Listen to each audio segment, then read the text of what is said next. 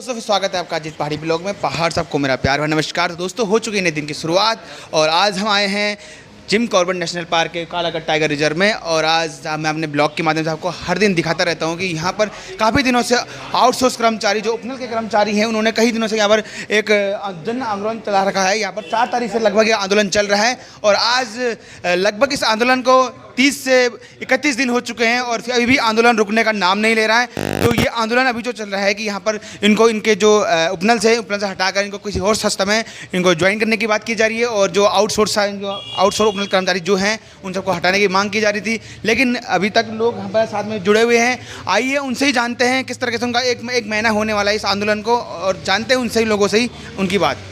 Cut कर दो। आइए ले चलते हैं आप अपने भाई लोगों के पास जो लगातार एक महीने से लगातार यहाँ पर बहिष्कार कर रहे हैं। जो इनको कार्यकर्ता था जो उनका बहिष्कार हो रहा है और लगातार मैं आपको दिखा रहा हूँ अपने ब्लॉग के में क्या दिक्कत आ रही है।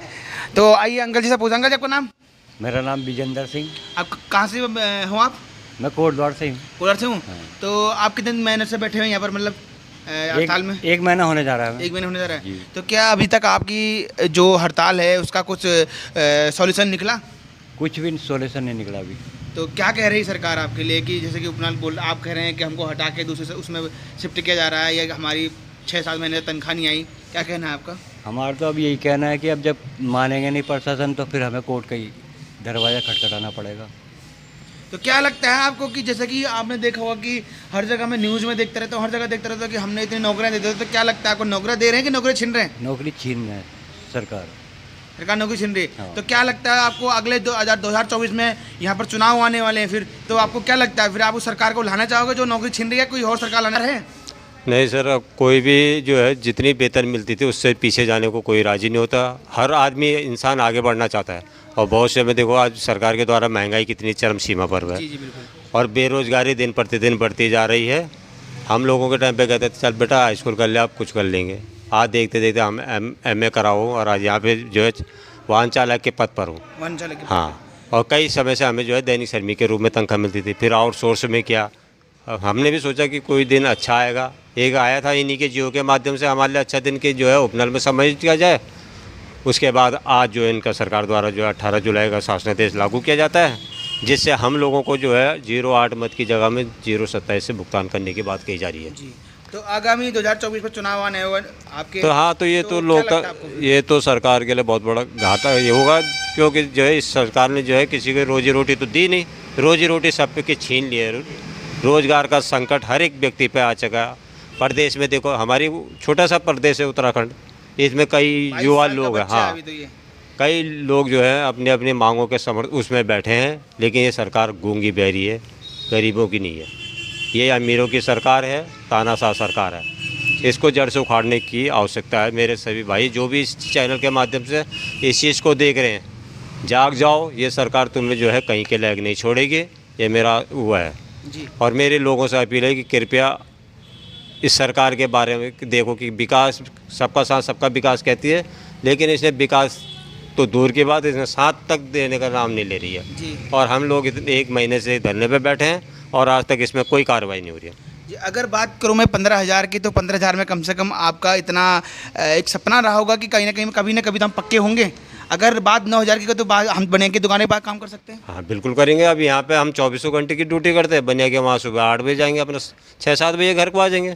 लोकल का लोकल में रहेंगे। यहाँ पे तो जो है जंगल में जा करके वन्य जीवों के साथ दुर्घटना की पूरी संभावना है। जब यहाँ इंसान का दुश्मन बना है, वहाँ तो जानवर है, जानवरों से क्या कह सकते हैं आप। तो बहुत बहुत धन्यवाद। हम चाहेंगे कि आपकी मांग जल्दी पूरी हो। तो आइए अब हम आपको एक सर से मिलाते हैं जो लगातार यहाँ पर हैं और अभी ये जो आशा में बैठे, थोड़ा सा आप थोड़ा ठीक होंगे थोड़ा सा। तो आपका शुभ नाम? विपिन रावत। विपिन रावत, कहाँ से हैं जी आप? कोटद्वार से। एक कहावत थी कि पहाड़ की जवानी और पहाड़ का पानी हम व्यर्थ नहीं जाने देंगे। लगता है अब मैं उन्हीं की उसमें एक कहावत कहना चाहूँगा कि पहाड़ की जवानी भी व्यर्थ गई और पानी तो गया ही गया, क्योंकि लगातार आप देख ही रहोगे पहाड़ों में सारा भूस्खलन हो रहा है, बहुत सारी यहाँ पर ट्रेजिडी होती जा रही है और जवानी तो हमारी व्यर्थ हो ही चली गई है। तो आइए, एक यूथ है हमारे साथ में जुड़े हुए हैं जो यंग भी हैं और लगते हैं 1 महीने से लगातार यहाँ पर अपने कार्य बहिष्कार बैठे हुए हैं। तो यूथ जी का नाम जानते हैं? मेरा नाम रविंद्र बिष्ट है और मैं यहाँ कालागढ़ टाइगर रिजर्व प्रभाग में कंप्यूटर ऑपरेटर का कार्य कर रहा हूँ। जी। और पिछले मैंने 2 साल से यहाँ देखा कि लोगों का प्रमोशन होता है और सरकार हर पक्के कर्मचारियों का क्या करती है, प्रमोशन कर रही है और क्या नाम है टीए डीए बढ़ा रही है। और हमारे 2 साल में प्रमोशन ना होते हुए डिमोशन हो रहा है। पहले मैं उच्च कुशल में था, तो हमारे एक डीएफओ साहब आए थे, प्रकाश चंद आर्य जी, जिन्होंने एक रणनीति और एक ऐसा लेटर बनाया कि जिसके कारण हम लोगों का सबका पद, जो उच्च कुशल था उनको कुशल में करा, जो कुशल थे उनको अकुशल में करते हुए मतलब सीधे 2,500-3 हज़ार रुपये का नुकसान हुआ है। और अब एक शासन द्वारा एक लेटर जो जारी हुआ है उसमें बिल्कुल ही ओपनल से हटाने की बात कही गई है, जिसमें हम एक प्रत्येक आदमी का कम से कम 7-8 हज़ार रुपये का नुकसान हो रहा है। तो इस संबंध में मेरी कई जगह वार्ता हुई है, तो कई विभागों के से लोगों से बात हुई, तो उन्होंने सीधा कहा है कि लोगों का प्रमोशन होता है, आप डिमोशन में जा रहे हो। तो ऐसी कौन सी आपके विभाग में ऐसी कौन सी अलग से रणनीति बन रही है? और विभागों में तो प्रमोशन होता है, आपके विभाग में डिमोशन हो रहा है। तो मेरा आपके चैनल के माध्यम से यही कहना है कि सरकार इस बारे में सोचे। अपना तो ये हर 6 महीने में, साल भर में प्रमोशन कर रही है, इंक्रीमेंट लगा रही है और हम लोगों का डिमोशन कर रही है। बल्कि पूरे भारतवर्ष में, पूरे उत्तराखंड में जितने भी दैनिक श्रमिक होते हैं या जितने भी संविदा वाले, सारा कार्यभार उनके ऊपर ही डिपेंड होता है।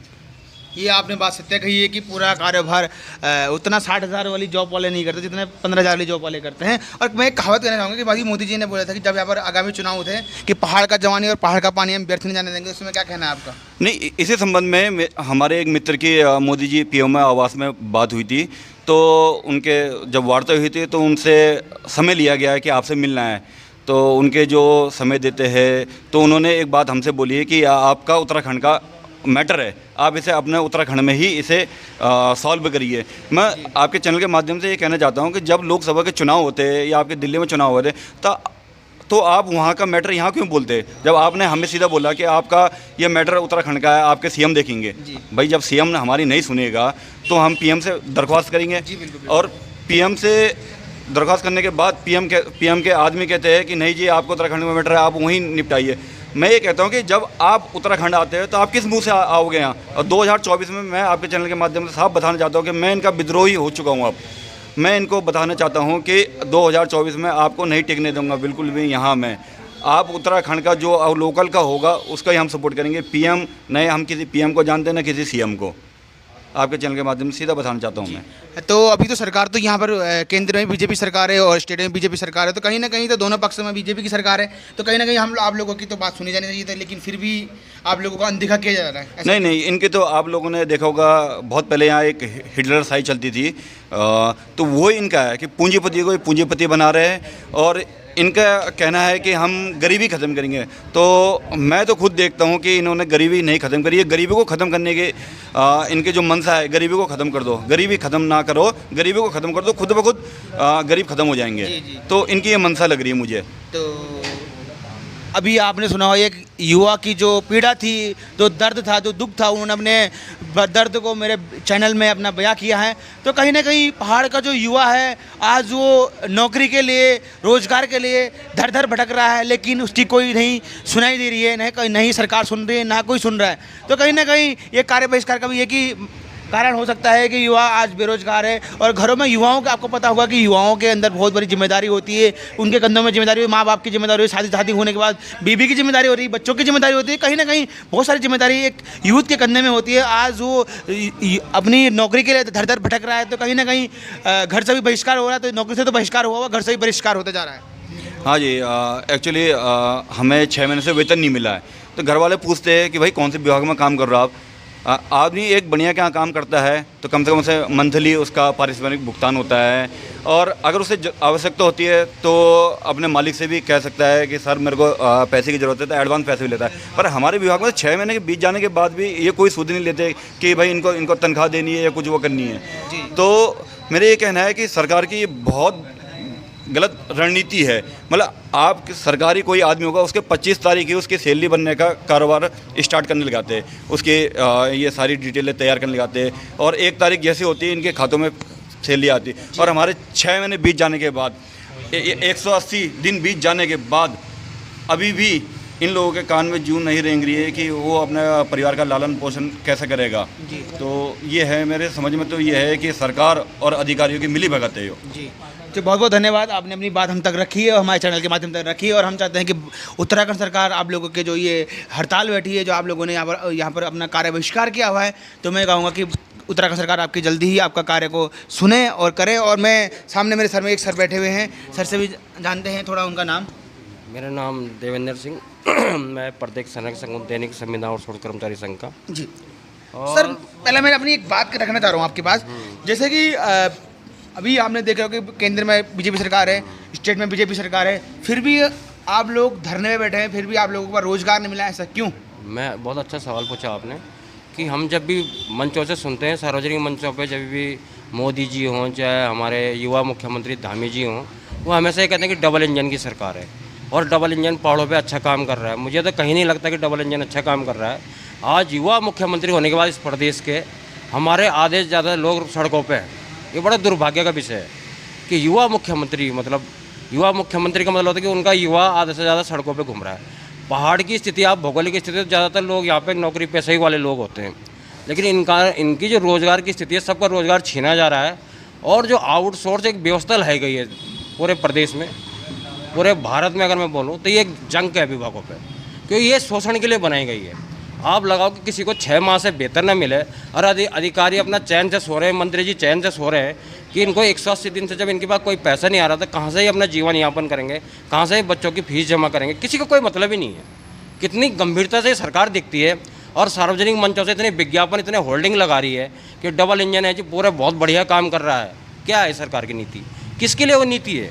अभी हमारे माननीय मुख्यमंत्री जी इंग्लैंड गए थे, अभी 12,000 करोड़ का MOU पे साइन हुआ है। तो आप इतने अच्छे इन्वेस्टर यहाँ पे उत्तराखंड में ला रहे हैं, तो ये हमारे राज्य के लिए जो युवा है इनके लिए क्यों नहीं सोचते माननीय मुख्यमंत्री जी हमारे? और उन्होंने जबकि एक बार वादा भी करा था कि उपनल कर्मचारियों के लिए हम एक नियमावली बनाएंगे। जब वो विधायक थे खटीमा के, तो उपनल कर्मचारियों को अपने साथ में लेके जाते थे कि आप आज हम मुख्य सचिव से आपकी वार्ता कराते। आज तो प्रदेश के मुखिया हैं, हर निर्णय लेने में सक्षम है। कौन रोक रहा है उनको निर्णय लेने में? अरे छोटा सा प्रदेश है, अगर एक नियमावली बना दो कर्मचारियों के लिए। अभी हिमाचल में बनी आउटसोर्स कर्मचारियों की नियमावली, पंजाब में बनी है, अलग अलग राज्यों में बन रही है, तो आप भी बना दो एक नियमावली, तो इन कर्मचारियों का सबका समायोजन हो जाएगा और इनका रोजगार सुचारू रूप से चलता रहेगा जी, और इनके परिवारों का जीवन यापन में अच्छी तरह से होगा जी। तो ये सरकार की जिम्मेदारी भी, हम कोई भीख नहीं मांग रहे हैं। एक लोकतांत्रिक व्यवस्था में ये जिम्मेदारी है सरकार की। सरकार किसके लिए चुनी हुई है? लोकतंत्र का मतलब होता है कि आखिरी पड़ाव तक, अंतिम व्यक्ति तक वो सारी सुविधाएं पहुँचे, लेकिन लोकतंत्र में ऐसा बिल्कुल दिख नहीं रहा है कि जो अंतिम पड़ाव में जो व्यक्ति खड़ा है उसको हर सुविधा से वंचित किया जा रहा है जी जी। तो आपके अंदर की जो पीड़ा है, जो दर्द है, वो आपने पूरा बयां कर दिया है यहाँ पर। तो मैं भारत सरकार से, उत्तराखंड सरकार से यही दरख्वास्त करूँगा, यही रिक्वेस्ट करूँगा कि आप लोगों की जो मांगे हैं वो मांगे पूरी हो। और मैंने सुना 4 तारीख को आप देहरादून गूंज कर रहे हैं। हाँ, बड़ा अच्छा है कि 4 तारीख से हम कार्य बहिष्कार में बैठे हैं, 4 सितंबर से, और ये 4 सितंबर का माह पूरा अक्टूबर शुरू होने वाला है। आज हमें गांधी जी का दिन है, 2 अक्टूबर का जन्म गांधी जी का अहिंसा के लिए माने जाते हैं। हम भी अहिंसा के तरीके से ही पूरा अपना धरना प्रदर्शन 4 तारीख को पीछे से भाव कार्यालय वन मुख्यालय देहरादून में से शुरू करेंगे और अनिश्चितकालीन तक रहेगा, जब तक हमारी मांग, हमारे वेतन का भुगतान, हमारी पूर्व की भांति उपनल के माध्यम से बहाली और सारे कर्मचारियों को वेतन रुका प्रदेश के अंदर, चाहे वो निजी आउटसोर्स के माध्यम से, चाहे उपनल के माध्यम, लेकिन किसी भी अधिकारी को कोई चिंता ही नहीं है जी जी। बहुत बहुत धन्यवाद सर, आपने समय दिया, मौका दिया हमारे चैनल में।